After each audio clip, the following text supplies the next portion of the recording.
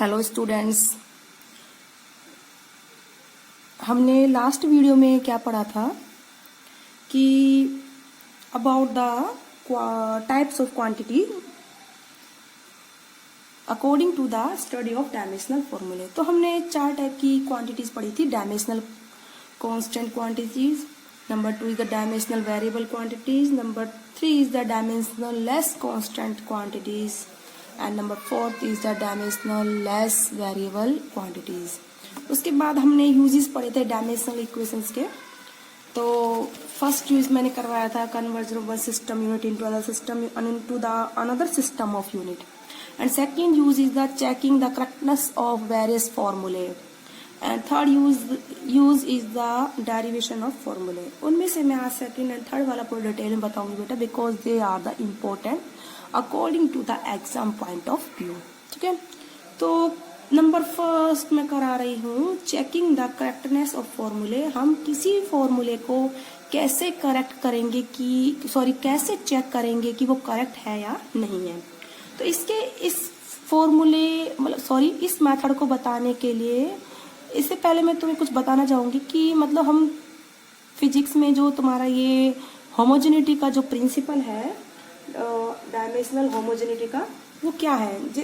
ये जो फिजिक्स में है बेटा, उन्हीं क्वांटिटीज को ऐड कर सकते हैं और उन्हीं क्वांटिटीज को सब्ट्रैक्ट कर सकते हैं जिनके डायमेंशंस क्या होते हैं, सेम होते हैं।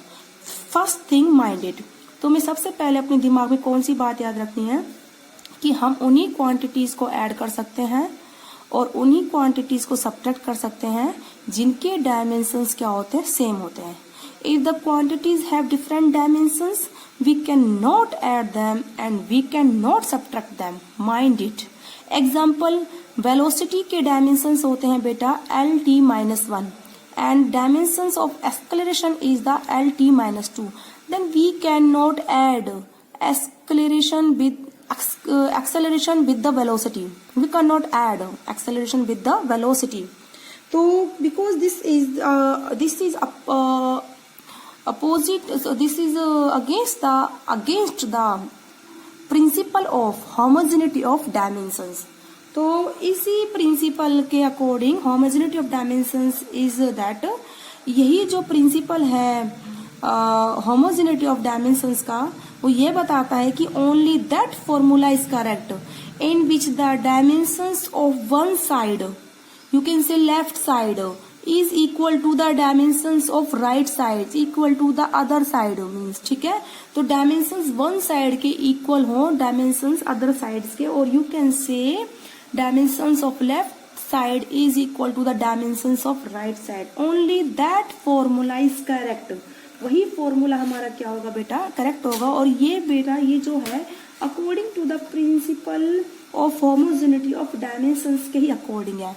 अब इस चीज को मैं एक एग्जांपल के थ्रू समझाऊंगी प्रॉब्लम लेके। लेट एग्जांपल मैंने लिया है, यहाँ पे मैंने एग्जांपल लिया है check the correctness of relation. हम क्या लिख रहे हैं बेटा, check the correctness of relation.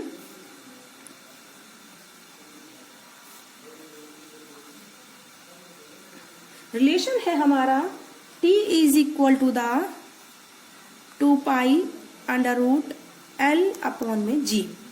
ठीक है बेटा, where t is the time period of simple pendulum, l is the length of pendulum and g is the acceleration due to gravity। मैं लिख देती हूँ यहाँ पे, चाहे l बेटा हमारी क्या है, length of string, and capital T बेटा क्या है हमारा यहाँ पर, टाइम पीरियड। ठीक है, and g here is the acceleration due to gravity।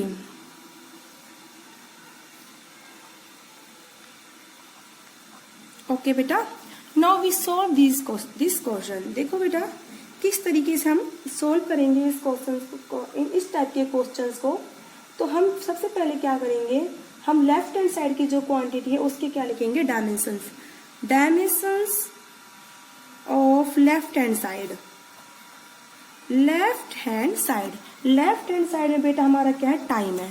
Left hand side में हमारा बेटा टाइम है, तो टाइम के डायमेंशंस क्या होते हैं, हम लिख देंगे ब्रैकेट में कैपिटल T, बिकॉज मास और लेंथ इसमें इंक्लूड नहीं है। लेफ्ट हैंड साइड में टाइम है तो हमने डायमेंशंस लिख दिया उसकी कैपिटल टी, ठीक है। इस टाइम को तुम यहाँ पे भी तुम कोई प्रॉब्लम नहीं है, कैपिटल टी भी लिख सकते हो, कोई प्रॉब्लम नहीं। Now dimensions of right hand side, dimensions of right hand side, dimensions of हम क्या लिखेंगे बेटा, dimensions of right hand side. Right hand side में तो आप हमारा फॉर्मूला है 2 pi under root L upon में जी। क्लियर है बेटा? तो देखो अब इसी को आप लिख सकते हो अंडर रूट, ठीक है। इसको सॉल्व करेंगे अभी हम। देखो स्मॉल एल ये हमारी लेंथ है तो इसके डायमेंशंस कैपिटल एल होते हैं और ग्रेविटी के हमारे बेटा क्या होते हैं, एल टी माइनस 2। आप चाहो तो इनको ब्रैकेट में ही सॉल्व कर सकते हो, अलग से भी कर सकते हो, रूट के अंदर भी सॉल्व कर सकते हो फिर अलग से, इसमें कोई प्रॉब्लम नहीं है।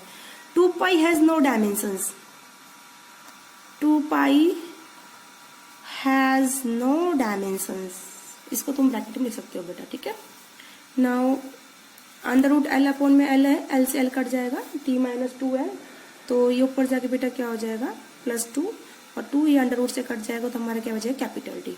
देखो बेटा इक्वेशन 1 में हमने डायमेंशंस लिखे लेफ्ट हैंड साइड के, इसको हमने इक्वेशन 2 दे दिया, हमारे डायमेंशंस क्या है राइट हैंड साइड के। Of course you can see easily dimensions of left hand side और dimensions of right hand side. Now dimensions of left hand side is equal to the dimensions of right hand side. Therefore given relation is correct. Therefore given relation is correct. Okay बेटा समझ में आया? इस तरीके से हम क्या करते हैं, करेक्टनेस ऑफ फॉर्मूले को हम क्या करते हैं, चेक करते हैं। इसके लिए बेटा मैं अभी तुम्हें एक और एग्जांपल लेती हूँ, एक एग्जांपल और लेती हूँ मैं। हम उसमें चेक करेंगे क्या, करेक्टनेस ऑफ द, हम सिंपल सा फॉर्मूला लेते हैं जिसमें हम चेक करेंगे करेक्टनेस। एग्जांपल नंबर 2 लिया है बेटा मैंने, checking the correctness of formula,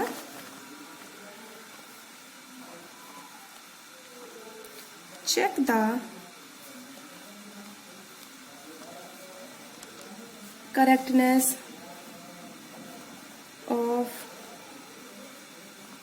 formula. Simple सा फॉर्मूला मैं लेके दिखाती हूँ आप लोगों को। F is equal to let ma।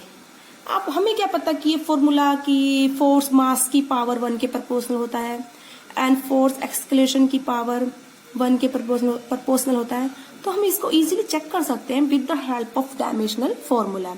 तो सर इसमें हम किस तरीके से करेंगे इसको सॉल्व, हम पहले लेफ्ट हैंड साइड के डायमेंशंस निकालेंगे फोर्स के, आफ्टर दैट हम मास एंड एक्सेलरेशन के फॉर्मूले डायमेंशंस फॉर्मूले को हम चेक करेंगे। After that we can check that given formula is correct और नॉट। ओके बेटा, now solutions. Dimensions of left hand side, ठीक है। लेफ्ट हैंड साइड में बेटा क्या है, फोर्स F, ठीक है। फोर्स के डायमेंशंस आप लोगों को पता होंगे, M L T minus 2, these are the dimensions of force. Now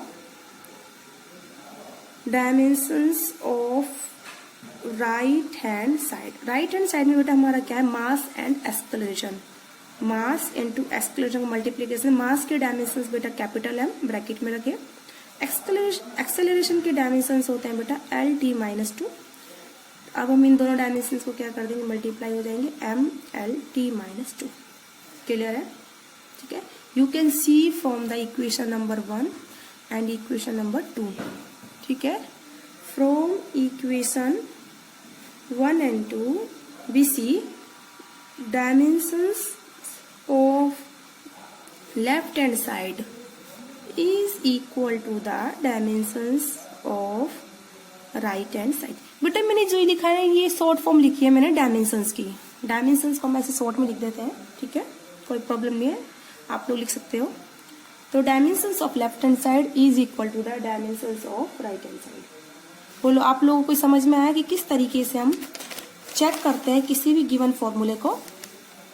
अगर कोई प्रॉब्लम हो तो यू कैन आस्क मी। तो पहला स्टेप हमारा क्या था, प्रिंसिपल होमोजेनिटी के अकॉर्डिंग हमने क्या चेक करने हैं, फॉर्मूले के डायमेंशंस, ठीक है। Dimensions of left hand side would be equal to the dimensions of the right hand side should be equal to the dimensions of right hand side always, ठीक है। This is the rule of physics, ठीक है। अगर हमारे dimensions दोनों side के नहीं मिलते that means formula is wrong, वो फॉर्मूला बेटा क्या होगा हमारा, रॉन्ग है, ओके। नाउ नेक्स्ट वीडियो में बेटा मैं तुम्हें क्या बताऊंगी, मेथड जो हमारा थर्ड जो यूज था मैंने लिख पाया था कि डेरिवेशन ऑफ फॉर्मूले को हम डेराइव करना सिखाएंगे कि कैसे डेराइव करते हैं with the help of dimensional फॉर्मूले, डायमेंशनल इक्वेशंस। क्लियर है बेटा? तो आज की वीडियो में इतना ही। हेलो बच्चों, आज हम पढ़ेंगे new topic errors of measurement.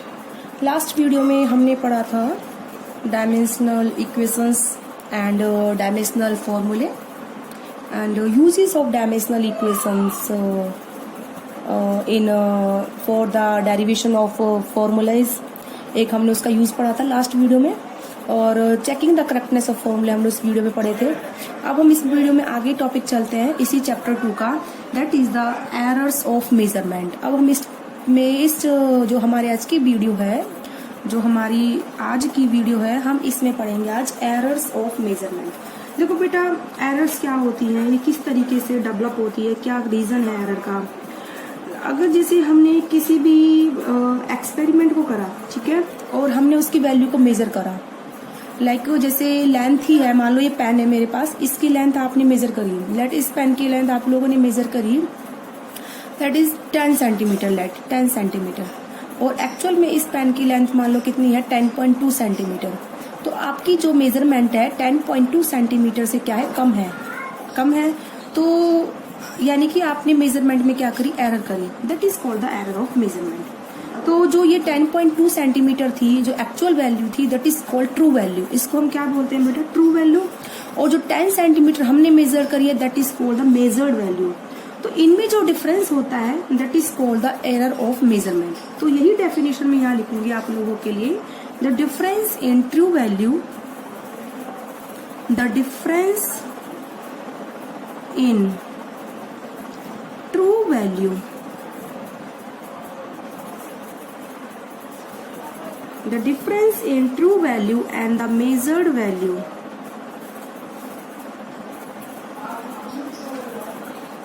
and the measured value, ये स्पेलिंग गलत है इधर, and the measured value is called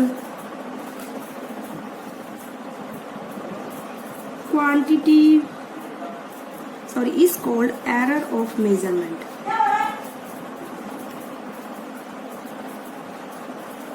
देखो बेटा, मैंने लिखा है clearly, the difference in the true value and the measured value. जो हमारी एक्चुअल वैल्यू है किसी भी मेजरमेंट की और जो हमने मेजर करी है, उनका डिफरेंस जो होता है, that is called the error of measurement. उसको हम क्या बोलते हैं, एरर ऑफ मेजरमेंट। लाइक जैसे भी कोई भी मान लो हमारा ये कोई भी एक लेटर, कोई भी ऑब्जेक्ट है, इसकी लेंथ लेट कितनी है, 10 सेंटीमीटर लेट, ठीक है। ये हमारी क्या है बेटा, मेजर्ड वैल्यू है। क्या है, मान लो ये मेजर्ड वैल्यू। और जो हमारी एक्चुअल वैल्यू है वो कितनी है, लेट मेजर्ड वैल्यू कितनी है, वैल्यू ऑफ, हम इसको लेट पेन मान लेते हैं, measured value of pen is equal to 10 centimetre and actual length, जो हम लेंथ ही तो मेजर कर रहे हैं, तो एक्चुअल लेंथ ऑफ पेन मान लो कितनी है, 10.2 सेंटीमीटर। क्लियर है? तो इनका डिफरेंस, तो हम इनका डिफरेंस कैसे लेंगे, डिफरेंस हम लेंगे एक्चुअल वैल्यू माइनस का एक्चुअल वैल्यू माइनस का मेजर्ड वैल्यू। तो हमारी एक्चुअल वैल्यू बेटा 10.2 सेंटीमीटर है एंड मेजर्ड वैल्यू हमारी बेटा कितनी है, 10 सेंटीमीटर। तो ये डिफरेंस आया 0.2 centimetre. That is called error of measurement. इसको हम क्या बोलते हैं? Error of measurement. मैंने सिंपल एक एग्जांपल लेके बताया है, इनको हम क्या बोलते हैं? Error of measurement. ठीक है, तो यहाँ पर आप देख सकते हो एरर हमारी कितनी हो गई, इस तरीके से। ठीक है, एरर इन लेंथ। ठीक है बेटा, अब हम चलते हैं बेटा आगे कि एरर्स कितने टाइप की होती हैं। अब हमारा नेक्स्ट इसी में टॉपिक हमारा आगे चलता है ब्रीफ में, टाइप ऑफ एरर्स। ठीक है, एरर हमारे 3 टाइप की होती हैं broadly. Number first is the systematic error. Number first is the systematic error. ठीक है, and number 2 is the random error.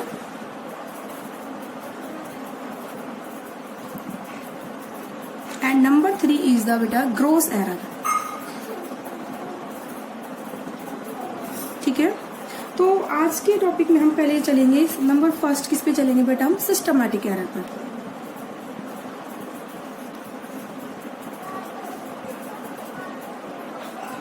Systematic error देखो बेटा क्या होता है, ये वर्ड आ रहा है सिस्टम, यानी कि सिस्टम में ही एरर हो, that is called the systematic error. ठीक है, तो ये जो एरर है it can B positive, it can B negative, it can B zero also, हो सकता है एरर ही ना हो। तो ये जो है सिस्टमैटिक एरर किसी भी एक वन डायरेक्शन में भी हो सकती है, तो इस एरर को हम मिनिमाइज भी कर सकते हैं, मिनिमाइज भी कर सकते हैं। तो अगर हमें लेकिन सिस्टम जो हमारा सिस्टमैटिक एरर का अगर हमें रीजन पता हो क्या है, क्या कारण है, if the cause of systematic error are known, if the cause of systematic error is known, systematic error is known, errors भी लिख सकते हो। if the cause of systematic errors are known, it can be minimized, it can be minimized। Okay बेटा, पहले लेकिन हमें पता तो होना चाहिए कि क्या कॉज है उसका, तो इसके लिए मैं आपको बताती हूँ इसके सोर्सेज ऑफ सिस्टमैटिक एरर। तो इसके बेटा सोर्सेज देखिए आप क्या है। नंबर फर्स्ट में, अब मैं इनको सोर्सेज को डिटेल में नहीं लिखूंगी, इनको सिर्फ मैं आपको समझाऊंगी। नंबर ए मैंने लिखा है instrumental error, instrumental error. Instrumental error मतलब बेटा ये वर्ड बता रहा है इंस्ट्रूमेंट में अगर कोई हमारी एरर है, इंस्ट्रूमेंट में, लाइक एग्जांपल जैसे अगर कोई हमारा स्केल है, स्केल देखा हो जो बच्चों के पास होता है मोस्टली, कि अगर उसका हमारा कोई एंड छोटा सा जो हमारा एंड होता है स्केल का वो टूटा हुआ है तो पूरा मेजर नहीं कर सकता। ठीक है, तो जो एंड में जो एरर वो टूटा हुआ है उस पार्ट को आप नहीं ऑब्जर्व कर सकते, तो यानी कि ये एक हमारा इंस्ट्रूमेंट था जो स्केल, उसी में एरर है, तो that is called the instrument error. तो ये कैसे होता है? इट अराइज ड्यू टू, सिर्फ मैं लिख रही, it arise due to imperfect design. Imperfect यानी कि हमारा डिजाइनिंग क्या हो बेटा? परफेक्ट ना हो, इम्परफेक्ट डिजाइन हो। ठीक है, और इम्परफेक्ट मैन्युफैक्चरिंग हो। ठीक है, या फिर जब हमने इंस्ट्रूमेंट बनाया हो उस टाइम कोई हमारी क्या हो? एरर हो। ठीक है, तो this is the cause of the instrumental, this is the cause of instrumental error. ठीक है, इसी तरीके से नेक्स्ट एरर हमारी आती है, सेकेंड नंबर की एरर है हमारी imperfection in experimental technique. Imperfection in experimental technique और या फिर प्रोसीजर, एक्सपेरिमेंटल टेक्निक या फिर प्रोसीजर हम लिख देते हैं, ये इजी वर्ड है, इम्परफेक्शन इन एक्सपेरिमेंटल प्रोसीजर। ठीक है, ये हमारी दूसरी एरर हो गई बी। तो जो बेटा ये वर्ड है, ये जो हमारा है, जो हमारी जो टेक्निक है मेजर करने की, हमारी जो टेक्निक है, प्रोसीजर है किसी भी मेजरमेंट को करने का, उसमें हम कोई एरर कर रहे हैं, इम्परफेक्शन तरीके मतलब सही तरीके से नहीं कर रहे हैं। जैसे एग्जांपल बेटा आप थर्मामीटर से बॉडी का टेम्परेचर मेजर करते हो, तो अगर उस थर्मामीटर को आप आर्म पिट पे लगाओगे तो जो एक्चुअल टेम्परेचर है बॉडी का उससे वो थोड़ा डाउन आता है, डिफरेंट आता है एक्चुअल टेम्परेचर से। तो जो आपका प्रोसीजर था, जो आपकी टेक्निक थी मेजर करने की टेम्परेचर की, वो क्या थी बेटा, इम्परफेक्ट, यानी कि ठीक नहीं थी। आपकी टेक्निक क्या थी, आपने उस थर्मामीटर को आर्मपिट पे लगाया, तो वो एक्चुअल टेम्परेचर आप मेजर नहीं कर पाए बॉडी का। अगर उसी थर्मामीटर को आप माउथ में लगाते, शायद आपका टेम्परेचर बॉडी का क्या आता बेटा, ठीक आता, करेक्ट आता। तो ये हो गया imperfection in the experimental technique. हमारी जो टेक्निक है उसमें हमने जो मेजरमेंट करने की टेक्निक अपनाई, उसमें क्या हमारी इम्परफेक्शन है। अब उसके बाद आता है बेटा सी, पर्सनल एरर। क्या आता है बेटा हमारा, पर्सनल। देखो ये वर्ड बता रहा है पर्सनल एरर, ठीक है। पर्सनल एरर का मतलब ये होता है बेटा, पर्सनल मतलब हमसे ही रिलेटेड कोई बात हो रही है। अगर कोई ऑब्जर्वर जो किसी एक्सपेरिमेंट को कर रहा है और उसमें मेजरमेंट को कर रहा है, उसकी जो वो इनएक्सपीरियंस है, कैसा है, उसको एक्सपीरियंस नहीं है, वो फर्स्ट टाइम कर रहा है लाइक किसी भी एक्सपेरिमेंट को, तो ऑफकोर्स फर्स्ट टाइम एक्सपेरिमेंट में बहुत सारी गलतियां होती हैं। तो this is called the in experience observer, जो हमारी जो गलतियां करता है, that is called the personal error. उसको हम क्या बोलते हैं बेटा, पर्सनल एरर। तो यही होता है, it is arise due to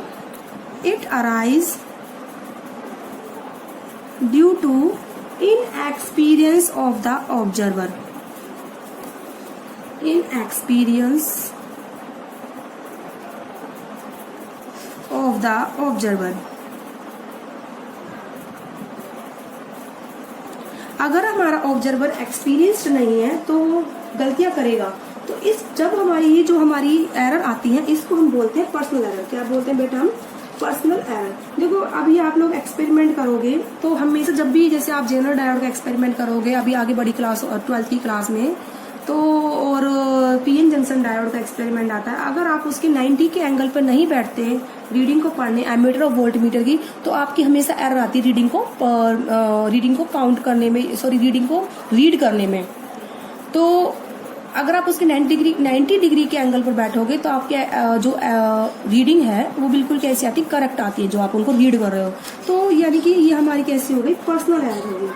अब आती है नेक्स्ट एरर, लास्ट एरर आती है बेटा तुम्हारी, error due to the external causes. जो एरर होती है किस वजह से होती है, हमारे एक्सटर्नल कॉजेज लाइक विंड, ठीक है।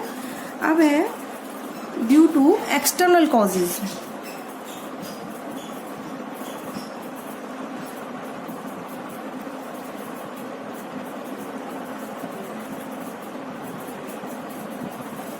ठीक है बेटा, ये जो एक्सटर्नल कॉजेज है यानी बाहरी कारण, हिंदी में आपको बता दूं, बाहरी कारण जो हमारे होते हैं, external condition like wind velocity, humidity, pressure, ये जो इफेक्ट करते हैं हमारी मेजरमेंट को, इनको हम कैसे बोलते हैं, जो हमारी एरर आती है किसी भी मेजरमेंट में, इन सब कॉजेज की वजह से, उनको हम क्या बोलते हैं, एक्सटर्नल कॉजेज। तो एक्सटर्नल कंडीशन, जैसे कि मैं लिख देती हूँ, external condition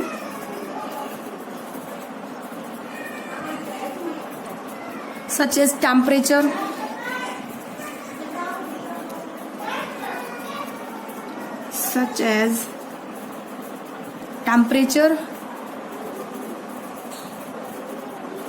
pressure, wind velocity, ठीक है। इनकी वजह से जो हमारी एरर आती है, that is called the error due to the external causes. Wind velocity का एग्जांपल बेटा मैं आपको देती हूँ। जैसे देखो, अगर आपने कोई भी वर्ड बोला है, मतलब आप स्पीक कर रहे हो, ठीक है, और अपनी साउंड की वेलोसिटी को आप मेजर करना चाहते हो, ठीक है, लेकिन अगर जिस डायरेक्शन में आपने बोला है और उसी डायरेक्शन में विंड फ्लो हो रही है, तो आपकी जो वेलोसिटी है साउंड की एक्चुअल वैल्यू से डिफरेंट आएगी। तो जैसे मान लो आपके साउंड की स्पीड क्या है, 220 मीटर पर सेकंड, 220 मीटर पर सेकंड है लेटर, ठीक है। अगर उसी डायरेक्शन में हमारी विंड चल रही है, उसकी वेलोसिटी कितनी, 20 मीटर पर सेकंड, तो आपकी साउंड की वेलोसिटी जो आप ऑब्जर्व करोगे तो वो आपकी कितनी आएगी, 220 प्लस 20 कितनी होगी, 240 मीटर पर सेकंड, जबकि आपकी एक्चुअल कितनी थी, 220 मीटर पर सेकंड, 220 मीटर पर सेकंड। उसमें विंड की वेलोसिटी ऐड हो गई, तो आपकी यानी कि मेजरमेंट में क्या आ गई बेटा, एरर आ गई, ठीक है। तो this is the error due to the external causes. I hope आप लोगों को समझ में आया होगा। मैंने अभी एक ही टाइप के एरर के बारे में डिटेल से बताया है, सिस्टमैटिक एरर। इसके बाद मैं नेक्स्ट वीडियो में बताऊंगी आपको random error and gross error, और उन सब के उसके बाद की जो एरर के टाइप हैं उनके बारे में डिटेल से पढ़ाएंगे। आज के लिए इतना ही, ओके बेटा। तो बेटा अब हम प्रोसीड करते हैं रैंडम एरर पर। हमारा फर्स्ट टाइप का एरर हमने डिस्कस कर लिया है। फर्स्ट टाइप की एरर हमारी क्या थी? Systematic error. अब हम प्रोसीड कर रहे हैं किस पर? रैंडम एरर पर, कि रैंडम एरर क्या होती है। रैंडम बेटा ये वर्ड बता रहा है कि जो मतलब एक रैंडमली किसी रीजन की वजह से होती है।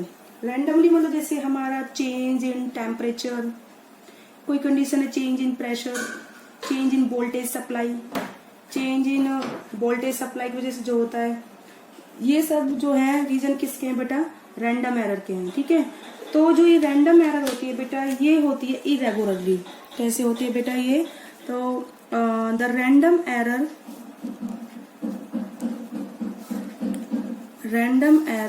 अकर irregularly।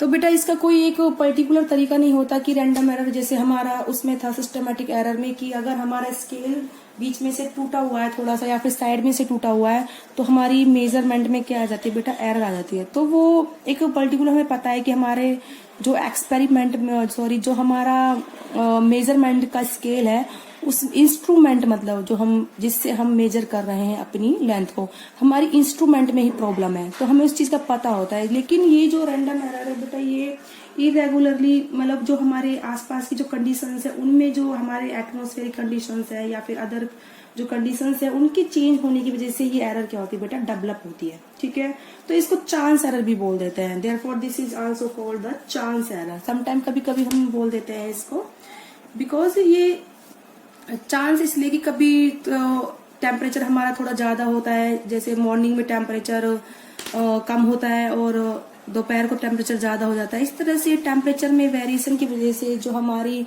मेजरमेंट में चेंज आते हैं, उनको हम क्या बोल देते हैं बेटा? Random error. तो रैंडम एरर को मिनिमाइज कैसे कर सकते हैं? हम इस रैंडम एरर को मिनिमाइज भी कर सकते हैं। तो इट कैन बी मिनिमाइज। इसको हम मिनिमाइज कैसे करते हैं? Bye repeating the observations. किसी भी हम ऑब्जर्वेशन को या फिर कोई भी हम एक्सपेरिमेंट कर रहे हैं, उसको रिपीट करके हम इस एरर को क्या कर सकते हैं बेटा? मिनिमाइज कर सकते हैं। तो it can be minimise by repeating the observation a large number of time.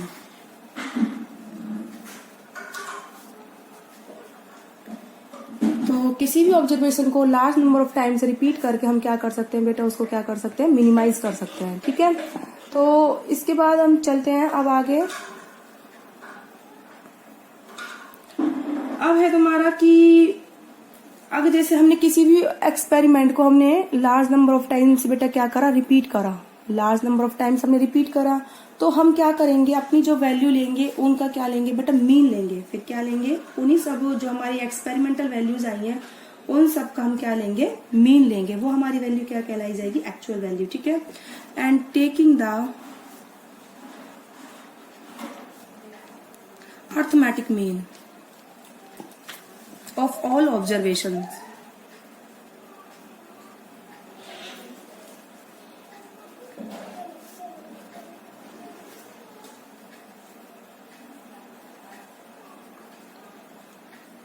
ठीक है बेटा, तो इस तरीके से जो ये रैंडम एरर होती है हमारी, यानी कि बाय चांस कोई एरर होती है, यानी कि जो एटमॉस्फेरिक कंडीशंस में चेंज होते हैं, टेम्परेचर, प्रेशर या फिर वाइब्रेशंस होते हैं जो मैकेनिकल, इन सब में चेंज की वजह से जो हमारी एक्सपेरिमेंटल वैल्यू है, उसकी मेजरमेंट में थोड़ा चेंज आता है, तो उसको हम क्या बोल देते हैं बेटा?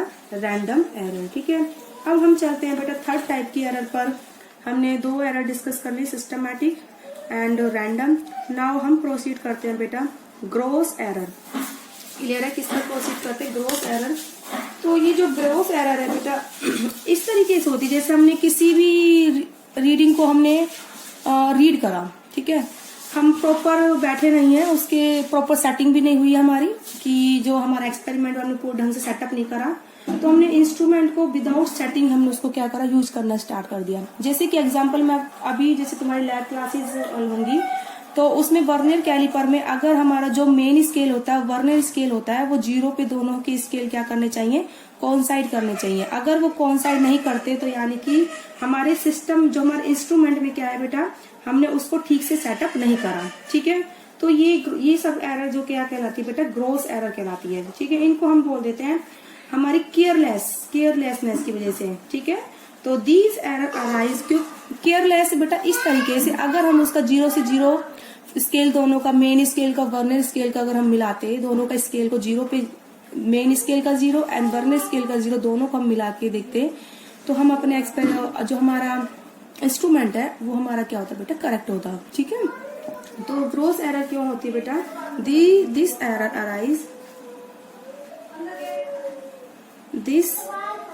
Arise due to sheer of carelessness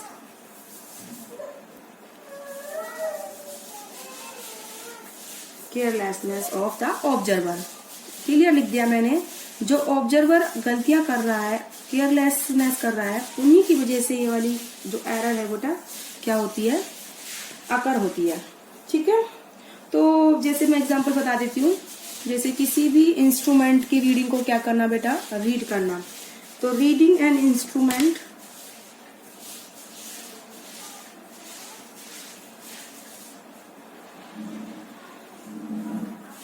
without setting properly, हमने उसको सेट नहीं करा अच्छे से। ठीक है, विदाउट सेटिंग इट प्रॉपरली। बोलो बेटा, क्लियर है? ठीक है, ऐसे ही और भी कंडीशंस है। ऑब्जर्वेशन को रॉन्गली रीड कर लेना, जैसे कि लेट कई बार पढ़ देते हैं हम, हमारी काउंटिंग जैसे किसी भी लेंथ की हमारी 10.5 थी और हमने इसको 10.7 रीड कर लिया बाय चांस गलती से, तो इसको भी हम क्या बोल देते हैं बेटा, ग्रॉस एरर बोलते हैं। क्योंकि हमारी केयरलेसनेस, ऑब्जर्वर हम ऑब्जर्व कर रहे हैं एक्सपेरिमेंट को, हमारी केयरलेसनेस, हमारी गलती वजह से एरर हुई है। तो इसका हम ये भी लिख सकते हैं कि recording the observation wrongly.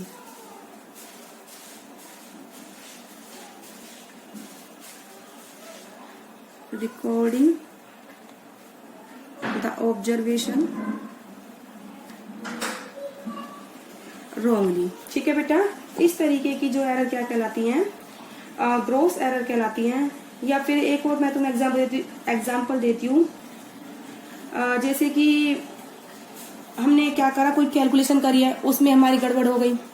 Calculation करते टाइम हमने कुछ, जैसे हमारी मल्टीप्लीकेशन 186 आया, हमने 188 लिख दिया, तो ये एरर भी क्या कहलाती है बेटा, ग्रॉस एरर कहलाती है। तो हमने इन सब के एरर के बारे में डिस्कस करा, 3 एरर के बारे में डिटेल से पढ़ा। तो इस लेक्चर में हम इतना ही करेंगे। आगे हम एरर के मेजरमेंट के तरीके बताएंगे, एब्सोल्यूट एरर कैसे मेजर करते हैं, relative error and percentage error वगैरह। ठीक है, अभी हमने इसे क्या दिया, इंट्रोडक्शन दिया है ऑल टाइप ऑफ एरर्स का, कि ये किस तरीके से कौन सी एरर प्रोड्यूस होती है, इसको कैसे मिनिमाइज कर सकते हैं, इन सब के मेथड के बारे में इसमें हमने डिस्कस करा है बेटा।